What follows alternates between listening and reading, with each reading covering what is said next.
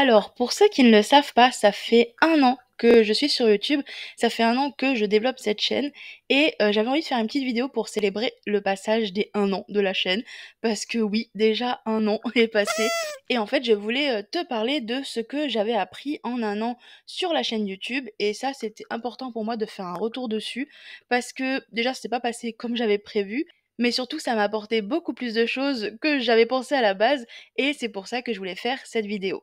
Alors si tu me connais pas et que tu viens de tomber sur cette vidéo, moi je m'appelle Bertie, j'ai 30 ans, et oui déjà, et surtout je fais des vidéos sur l'art, l'histoire et la religion chrétienne sur cette chaîne YouTube. J'ai commencé cette chaîne YouTube en début août l'année dernière. Et avant de parler des choses que j'ai apprises sur YouTube, je voulais d'abord faire un petit point monétisation, tout simplement parce que je sais que tu vas te poser la question, toi derrière ton écran, à un moment donné, donc je voulais crever l'abcès maintenant.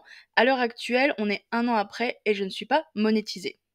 Après, c'est pas parce que je ne suis pas monétisée que je ne continue pas à faire cette chaîne. D'ailleurs, cette vidéo, elle est pas là pour dire je vais arrêter cette chaîne YouTube, ne t'inquiète pas, je vais continuer. C'est juste qu'on a tous des parcours un peu différents et moi, non, je ne suis pas monétisée après 1 an. En général, d'ailleurs, la monétisation, ça commence après 2-3 ans si on arrive à avoir un vrai rythme et une vraie régularité sur YouTube. Mais en 1 an, à l'heure actuelle, j'ai 890 abonnés et 3500 heures de visionnage, ce qui pour moi est déjà énorme. Alors, vite fait, pourquoi je ne suis pas monétisée? Moi, j'ai des pistes d'idées que j'ai envie de vous partager parce que je trouve que c'est aussi le moment de faire un petit bilan sur ça. La première raison, c'est que si tu ne le sais pas, on peut être monétisé avec ses vidéos longues ou avec ses shorts. Donc le short, c'est l'équivalent d'un TikTok sur YouTube. Et les ratios pour être monétisé grâce aux vidéos longues et aux shorts sont complètement différents. Pour les vidéos longues, il faut avoir 4000 heures de visionnage sur 365 jours. Et pour les shorts, il faut avoir 10 millions de vues sur les 90 derniers jours. Donc tu vois, ça n'a complètement rien à voir. Et moi, j'ai préféré, et d'ailleurs, c'est quand même la solution la plus facile, de viser les vidéos longues pour avoir 4000 heures en 365 jours. C'est-à-dire 4000 heures en 1 an. Pour ça, il faut aussi avoir 1000 abonnés. Bon, on a 890, donc on va pas chipoter, on y est bientôt aux 1000 abonnés. Mais le plus important, ça reste quand même les heures de visionnage, parce que c'est remis à jour tous les 365 jours. Et donc en fait, pourquoi je n'ai pas atteint la monétisation en 1 an? Déjà, la première chose, c'est que j'ai pas fait de vidéos longues régulièrement pendant 1 an. J'ai commencé les vidéos longues du coup en septembre de l'année dernière.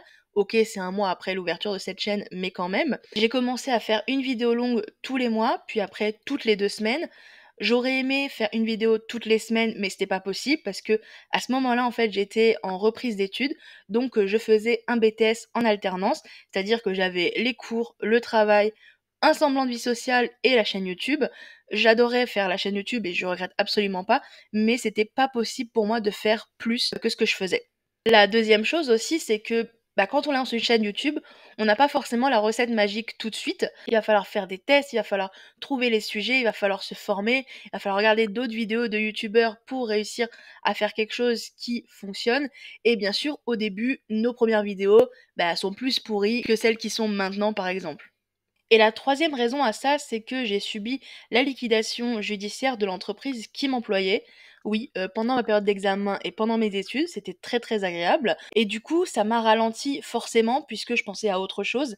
Et pendant quelques temps, j'ai pas du tout été régulier sur YouTube. Et même j'ai complètement fait du contenu qui, moi, je trouve est assez bâclé.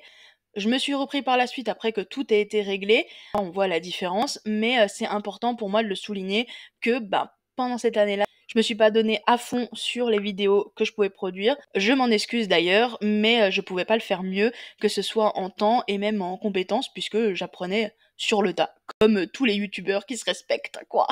Donc ça, c'était le petit point dont je voulais te parler au début, et maintenant on va rentrer dans le vif du sujet, dans ce que j'ai appris sur YouTube en 1 an. La première chose que j'ai apprise sur YouTube, c'est que le plus dur, c'est de commencer.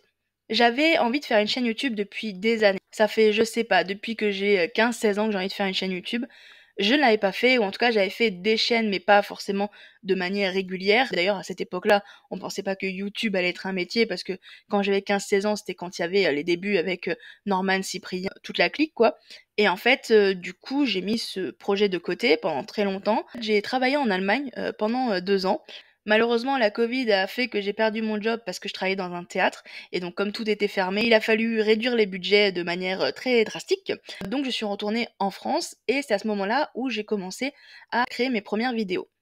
Avant la chaîne, Bertistoria que tu regardes et d'ailleurs, abonne-toi si c'est pas encore déjà fait, j'avais une autre chaîne YouTube, qui était une chaîne uniquement dédiée à la communication parce que j'adore parler de communication et notamment de communication digitale. Mais cette chaîne n'a pas du tout fonctionné. Quand je l'ai fermée, on était à 30 abonnés, puis il y avait très peu d'heures de vue. En fait, je pense que ce n'était pas ma passion profonde et du coup, ça se ressentait dans ce que je créais. Donc voilà, j'ai changé de chaîne. En fait, j'ai clôturé l'autre chaîne, j'ai créé cette nouvelle chaîne, Bertistoria et depuis, c'est celle que je développe. Donc oui, le plus dur, c'est de se lancer. Le plus dur, c'est de savoir par où commencer, parce qu'il y a plein de formats différents qu'on peut faire. Il y a des formats où on montre son visage, comme là, par exemple. Il y a des formats où on ne le montre pas. Il y a aussi plein de techniques de montage, d'écriture, etc., qui sont des techniques qu'on apprend avec le temps. Mais vraiment, le plus dur, c'est de commencer par quelque chose.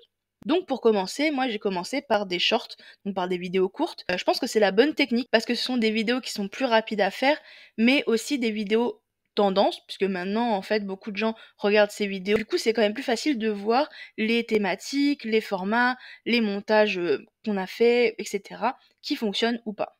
De toute façon, et ça je vais te le dire si tu as envie de te lancer sur YouTube ou dans n'importe quel projet dans ta vie, sache que les premières fois sont toujours plus moches, plus difficiles, plus tout ce que tu veux, je ne sais pas, que par la suite. Et après, ça devient une habitude de faire ce projet. Moi maintenant, de faire mes vidéos, je ne pourrais pas passer une semaine sans créer une vidéo. Donc oui, le plus dur, c'est de se lancer. La deuxième chose que j'ai apprise sur YouTube, c'est que comme se lancer c'est dur, il faut se trouver une motivation et moi je trouve que un challenge, ça c'est une motivation. Au tout début, j'ai commencé donc, comme je t'ai dit, par les vidéos courtes, les shorts, mais dès août 2023, j'avais commencé à poster un short par jour, tous les jours du lundi au vendredi. Donc c'est-à-dire en gros qu'il n'y avait que le week-end où il n'y avait pas de short. C'était un challenge que je me suis fixé. Je me l'étais fixé de le faire jusqu'en août 2024. Donc ça représente quand même pas mal de créations. Et je peux te dire qu'un challenge, ça m'a motivée parce que le fait de savoir que tel jour je devais poster quelque chose, ça faisait que j'étais motivée, que j'étais focus et que j'étais régulier dans ma création de contenu et dans mon planning de vidéos. Bien sûr, avec le temps, j'ai trouvé des techniques pour aller plus vite, j'ai repris des formats qui ont marché, j'ai fait tous mes tests par short et maintenant je sais exactement quoi poster pour avoir des shorts qui réussissent. À l'heure actuelle, après cette année de challenge, petit spoiler, je vais faire beaucoup moins de shorts sur YouTube. Par contre, il y en aura sur TikTok et sur Instagram, donc n'hésite pas à me suivre là-bas aussi, je t'ai mis les liens dans la barre d'infos.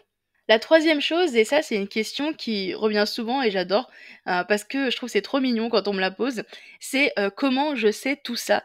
Comment je sais tout ce que je raconte dans la vidéo?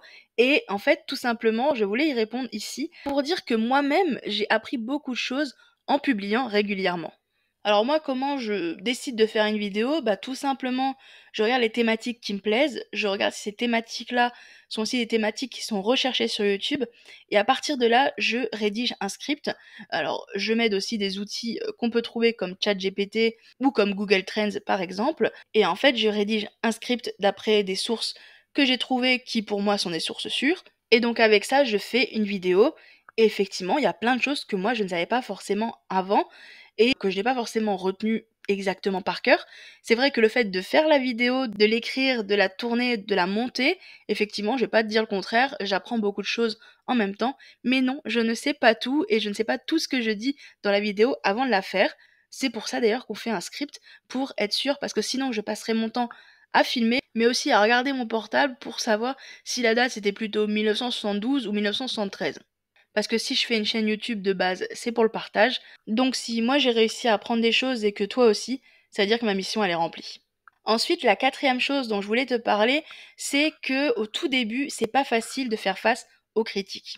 Au tout début d'une chaîne, il y a forcément des gens qui vont commenter, qui vont dire des choses sympas comme continue, c'est bien ce que tu fais, j'adore, et d'autres qui vont dire des choses un peu plus négatives. C'est très compliqué au début d'y faire face parce que on n'est pas habitué et on se dit ben pour avoir des haters comme on dit, il vaudrait mieux avoir plusieurs milliers d'abonnés, alors que pas du tout. Ça commence des fois très très tôt. Donc oui, et d'ailleurs j'en ai encore maintenant des personnes qui me critiquent, mais c'est vrai qu'au début, ben ça fait plus mal, ça fait un peu bizarre et surtout on se dit qu'on fait pas ça pour les critiques parce que même si on supprime les commentaires, parce que moi, voilà, j'ai pris le parti que je voulais une chaîne avec des commentaires bienveillants. Donc si quelqu'un met un commentaire négatif sur ma personne ou sur la thématique que j'aborde, je le supprime tout simplement. Moi, ce que je veux, c'est que les gens se sentent bien, qu'ils découvrent des choses qui les intéressent, et tout ça en toute bienveillance. Des fois, effectivement, il y a aussi des commentaires qui sont négatifs, mais constructifs, et là, j'y réponds bien sûr. Et je prends aussi note de la chose, parce que c'est important. Avec le temps, parce qu'on mûrit, parce qu'on a de l'expérience, mais aussi surtout parce que l'algorithme recommande nos vidéos aux bonnes personnes, à la bonne audience qu'on veut, là c'est plus simple, mais c'est vrai qu'il faut du temps pour assimiler que la critique, elle est là, qu'elle peut persister malheureusement, mais qu'il ne faut pas que ça nous empêche d'avancer. Alors la cinquième chose, c'est que j'avais envie de te dire que c'est normal de tester les formats et les styles pour trouver sa patte. J'en ai déjà parlé précédemment, mais bien sûr, il y a toute une période quand on commence un projet, notamment une chaîne YouTube, où on fait des tests pour savoir ce qui fonctionne et ce qui fonctionne pas. Et à partir du moment où on sait ce qui fonctionne, il faut aussi faire des tests pour savoir ce que nous, on aime faire. En fait, si toi, t'aimes pas faire ta vidéo, la personne qui va la voir, elle va aussi sentir ça. En tout cas, elle va moins aimer que si toi, tu étais à fond dans ta vidéo. Donc, c'est toujours cette balance qu'il faut avoir entre ce qui fonctionne, ce que YouTube et les utilisateurs de YouTube attendent, mais aussi toi, de ton côté, ce que tu aimes faire. Moi, par exemple, j'adore faire les vidéos où je suis en voix off, non pas parce que j'aime pas me montrer, mais tout simplement parce que j'adore faire le montage avec les images d'archives. Et comme en plus je trouve des personnalités et des vidéos que je trouve aussi intéressantes, des fois je les connais même pas avant de faire le montage, j'ai envie de les insérer dans la vidéo parce que justement je trouve que ça fait son charme aussi. Après, on va pas se mentir, trouver sa patte, ça peut aussi être restrictif parce qu'on n'a pas forcément le budget pour faire les styles de vidéos qu'on veut, le temps ou même l'envie, la motivation ou tout un tas d'autres problèmes qu'il y a autour. Mais arriver à trouver une patte pour un style simple, clair, facile à faire, que toi tu es d'accord de reproduire au maximum, et ben ça c'est important et bien sûr, ça met du temps comme tout. L'avant-dernière chose dont je voulais te parler, c'est qu'il faut être patient, même très patient quand on a une chaîne YouTube. Au tout début, je te parlais de l'algorithme, je t'ai parlé juste avant aussi des tests de vidéos, etc. Tout ça, comme je te dis, ça prend du temps et ça t'apprend, et surtout ça m'a appris, la patience. Je suis pas quelqu'un qui était très patient avant, et le fait de savoir que dans ce projet-là, on peut pas passer de 0 heure de visionnage à la monétisation d'un coup, ça apprend la patience. La patience, c'est très important aussi parce que ça te permet au fur et à mesure de construire ta communauté, de construire ta chaîne et tout simplement d'être plus posé dans ce que tu fais parce que moi je sais qu'au tout début je faisais des vidéos, je voulais faire ça à la chaîne, je faisais ça hyper vite, je faisais ça le soir, j'étais claquée, etc. Maintenant effectivement j'ai plus de temps et je m'y consacre davantage, mais apprendre la patience ça m'a permis de rester focus sur ce projet et de proposer aujourd'hui des vidéos, des formats et des concepts qui pour ma part je trouve, sont plus qualitatifs qu'au début. Et la dernière chose dont je voulais te parler dans cette vidéo, et ça c'est quelque chose aussi qu'on me demande souvent, c'est comment faire pour être à l'aise face à la caméra. Et je vais te dire un spoiler, au début, c'est pas facile. D'ailleurs, je vais te mettre un extrait de quelques secondes juste après pour te montrer ma première vidéo ou en tout cas mon premier live parce qu'à ce moment-là, je fais des lives sur Instagram. Tu vas voir que forcément, entre-temps, ça a changé. Bonjour, j'espère que vous allez bien en cette période de confinement. Alors, moi je voulais faire une petite vidéo, alors je suis pas très douée pour les vidéos donc soyez sympa. Petite vidéo pour vous présenter un petit peu ce que je fais. Donc, aujourd'hui, ce que je compte faire, c'est essayer d'avancer dans le patronage d'une combinaison et d'une chemise. Malheureusement, je peux pas vous en dire plus pour l'effet surprise. Voilà. Et j'espère que ça vous plaira au moment où ça sortira. Et du coup, en fait, je voulais par cette vidéo vous présenter un petit peu le fait que j'allais un peu faire une sorte de journal de bord de ce que je fais pendant tous ces jours, toutes ces semaines où je vais travailler dessus, parce que je me dis que ça peut aider des gens. En fait, être à l'aise face caméra, ça s'apprend, comme tout. Le plus dur, comme je t'ai dit, c'est de commencer, c'est de tourner sa première vidéo. Ensuite, c'est en forgeant qu'on devient forgeron, et je trouve que c'est très vrai quand on est face caméra en fait. Tout simplement parce que, à force de connaître ses textes, à force de répéter les intros, les outros, lire un texte sur un prompteur, ou juste avoir une liste d'idées comme j'ai pour cette vidéo aujourd'hui, et en parler, à force, on s'y fait. Moi, j'avais l'impression d'ailleurs au tout début que quand je parlais face caméra, je disais que des bêtises, que je disais que des choses qui ne servaient à rien, que ma communauté, ça l'intéressait pas. Je savais pas du tout d'ailleurs qu'est-ce qui l'intéressait à cette époque-là. Et comme tout, ça s'apprend. Je pense que le plus dur, et d'ailleurs on en parle pas forcément parce qu'on dit souvent comment être à l'aise face caméra, etc. Je pense que le plus dur, c'est d'accepter, de s'accepter face caméra, c'est-à-dire d'accepter de se regarder, puisque sur la bande de montage, eh ben, quand j'ai monté cette vidéo, je vais voir ma tête, hein, forcément. Bien sûr, là, moi, je suis habituée, mais c'est vrai qu'au début, ça fait très bizarre, et surtout, on a tendance à se juger. Et en fait, je pense qu'on est vraiment les personnes qui se jugeons le plus difficilement soi-même. Et c'est ce qui fait que des fois, on a peur de lancer des projets, notamment des projets où on se voit, parce que en fait, on a l'impression que les autres vont nous juger, mais c'est dans notre tête. Nous, on se juge beaucoup, et moi, je vois bien que ma communauté, en tout cas les personnes qui me suivent, et notamment les amis, les personnes qui me connaissent dans la vraie vie, donc en dehors de YouTube, je veux dire, sont hyper contents de me revoir à l'écran. C'est que ça donne l'impression, je sais pas comment dire, mais d'avoir une partie de moi en plus quand je ne suis pas présent avec eux physiquement.